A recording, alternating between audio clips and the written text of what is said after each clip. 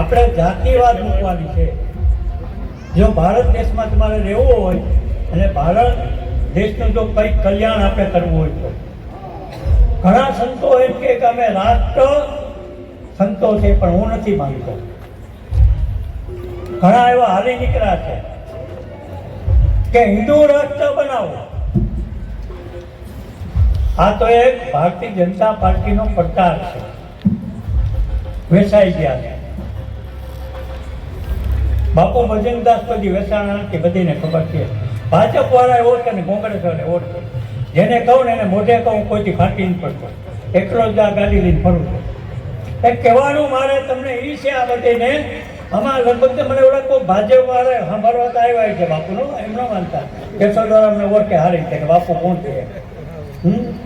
પણ એટલું ચોક્કસ હું તમને કે આ યાત્રા છે ને આપણે કિસાન અને ખેડૂતની દુઃખની યાત્રા છે. અમારા સંતોના દુઃખની નથી, પણ મારી વેદના છે ને. હું તો બ્રહ્મચારી બચપનનો મહાત્મા છું અને સૌરાષ્ટ્રમાં મારો જન્મ છે અને કેશોદ તાલુકાનો મારો જન્મ છે.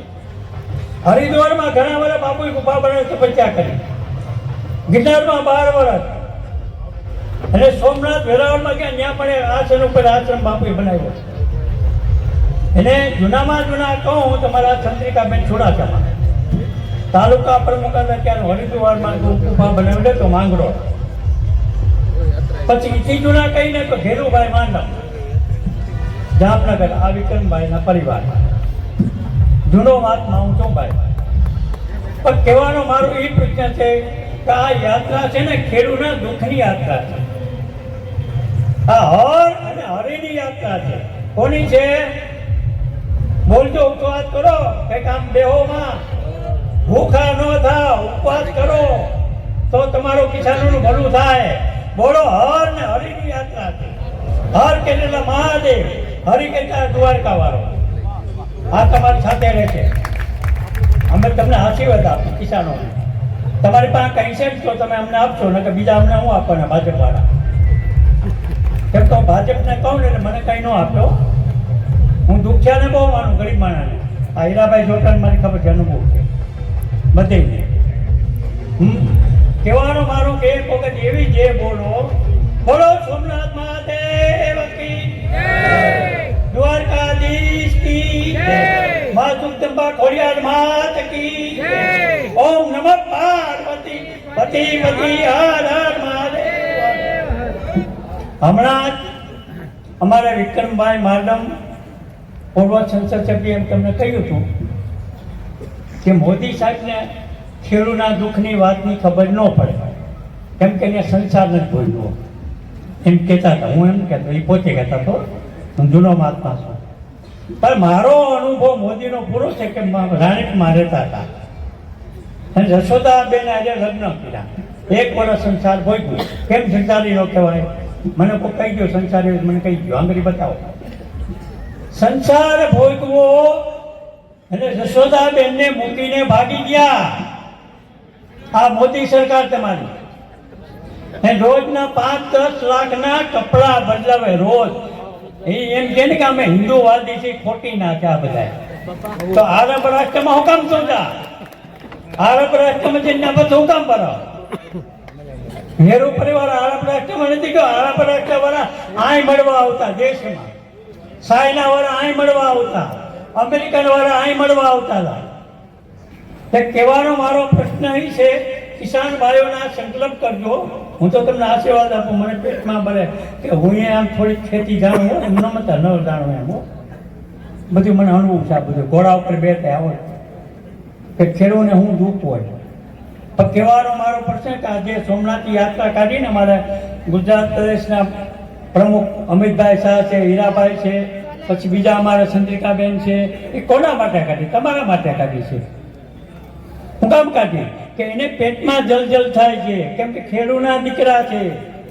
એને ખબર છે ખેતી કેમ કરવી, કેમ માંડવી કાઢવી, કેમ ઘઉં વાવવા, કેમ સોયાબી વાવવા. મોદીને ખબર ન પડે. આ વાણિયાની સરકાર છે, વિચાર કરો તમે. અમિત શાહ ભાઈ કે ને એટલું ગુજરાતમાં જાય. તમે કહો એમ નહીં થાય, ભૂલી જાજો, હજી ભૂલી જાજો. આ સંકલ્પ કરજો, પરિવર્તન 2047 માં આવો. મને જ્યાં કોઈ કોંગ્રેસ વાળા બોલાવશે ત્યાં હું જાય મેં વચન આપેલું છે. બીજા સંતોનો મારા જો ઈદાના કર્મ ભોગવે એ વેચાઈ ગયેલા, બાપુ વેચાયેલા ક્યાંય નથી. અમારા વિમલિયાને 2 વખત મેં હાથ લઈ બધા બેઠો એટલે આગળ ગાલ ઉપર એક ઝાપટ મારી. હું કેમ મારી પાસે આવતો આવે નહીં સોમનાથ તમારી પાસે ખબર પડે ભાજપ વાળાઓને. હા, એટલે કહેવાનું મારું એ છે કે આજ તમે સાચા ભાવથી એવો સંકલ્પ કરો કે અમારી ખેતી છે. હમણાં અમારા વિક્રમભાઈ કહે કે હું જામનગર, મને ખબર છે, તમે જોઈ લેજો અદાણીને કેટલી જમીન આપી દઈએ, પૂછો કોકને, વિક્રમભાઈને ખબર છે. જામનગર જિલ્લામાં એનો રોજ હું વિડિયા જોઉં છું. પછી અદાણી અને અંબાણી આ 2 ઉદ્યોગપતિની સરકાર છે. કોઈ એમ કે બાપુ હું તેલનો માલિક છું, પણ તમને ટેકાના ભાવ કાનો આપે? મગફળી તો બગડી ગઈ, અરે બગડી નથી, એમાં ઘીનો દાણો છે. ટેકાના ભાવ આપો ને કાલ તમે દેવું માફ કરો.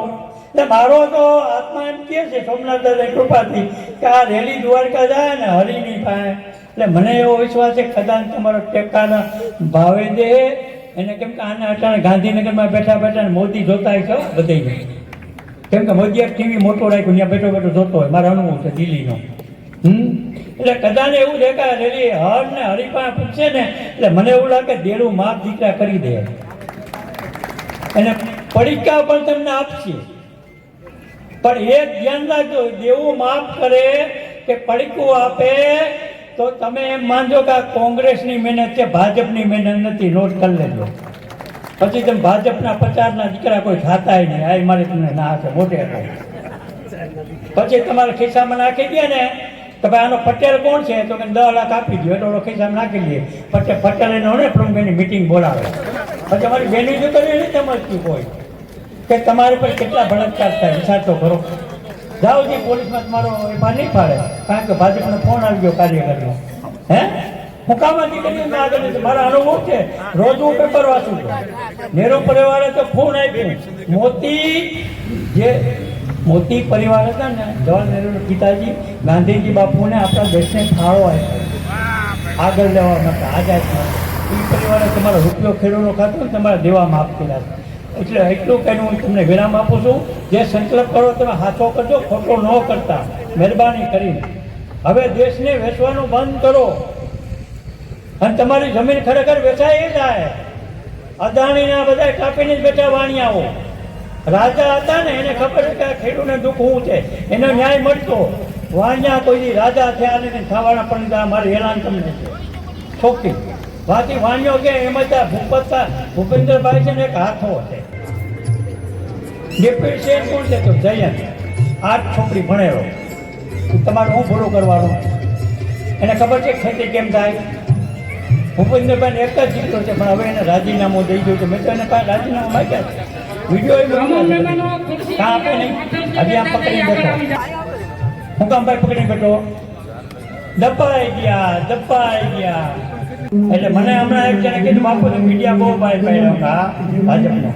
હું તો મને જેલમાં નાખીએ ને, અમે ઇન્દિરાભાઈ કીધું ના પેલા હું મને જેલમાં નાખીએ ને તો ન્યાય મારે પ્રભુ વચન કરવું. મને કોઈ છોડાવતું મારો નરસિંહ મહેતાને છોડાવ્યો ને, એમ દ્વારકાનો છોડાવો તો સોમનાથમાં બરાબર. એટલું કહીને વિરામ આપું છું. બોલો સોમનાથ મહાદેવ કી જય.